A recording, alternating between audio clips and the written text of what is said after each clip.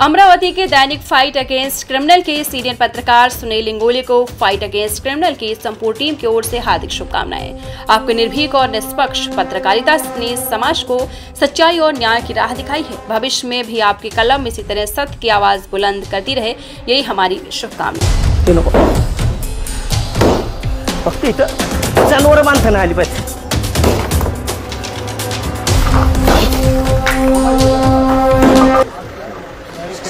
आज आपण आमच्या कात्रज भागातील मांगडेवाडी 5 या सर्व नंबरच्या परिसरामध्ये आहोत।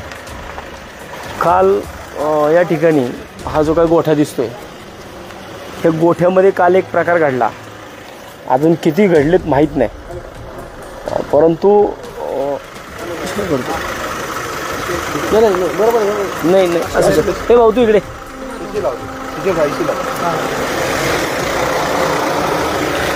जो प्रकार इकडं बऱ्याच दिवसापासून चालू होता असं म्हणणे, काल या ठिकाणी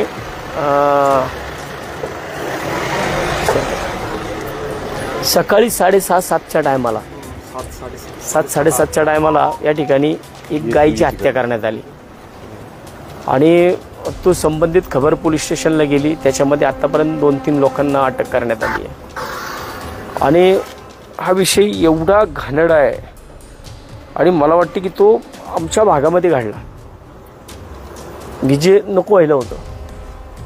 एवढा लांब का गेला तो? मागे ना मागे भाऊ, एवढ्या ही घृणास्पद प्रकार आहे हा। आणि विशेषतः वाईट ह्या गोष्टीचं वाटतं की हा नालायक हा आपल्या हिंदू धर्मामधला आहे। विशेषतः मला सांगायला सुद्धा लाज वाटते की हा ब्राह्मण समाजावरती हा कलंक आहे की ज्या समाजामध्ये लोक स्वतःला एवढं मानतात, आपण ज्यांच्या हस्ते आपण पूजा अर्चा करतो, अशा माणसाच्या एका माणसाने, घरातल्या माणसाने, अशा माणसाने या ठिकाणी अशा प्रकारचे उद्योग करावेत, हे मला वाटतं की माझ्या मनाला तरी वैयक्तिक बिलकुल पटणार नाही आहे। ही आपण इथं पाहू शकतो, हा जो संपूर्ण भाग दिसतो, हे आत्तासुद्धा पोलिसांनी या ठिकाणी कारवाई केलेली आहे आणि इथं साधारण आत्ता 8 ते 10 गायी आणि छोटी वासरं पण होती आणि इथं या भागामध्ये समोर इथं गायीची हत्या करण्यात आली, इथं गायी बांधण्यात आली आणि एक गायी इथं मारली आणि तो संबंधित नाराधम आराम करतो, त्याला संध्याकाळपर्यंत जामीन होईल त्याला। पण मला वाटतं की या अशा लोकांना ज्यांच्या नावाखाली हे अशा प्रकारचे धंदे चालू आहेत, आपण इथून जो पाहिलं तर संपूर्ण ह्या भागामधून इथून सगळं ते इथून रक्त वाहून गेलेलं आहे खाली। ते गाईचं काय तिचा आत्मा म्हणला असेल,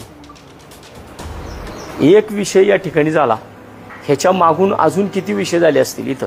पढ़ते रहिए fight against criminal daily newspaper.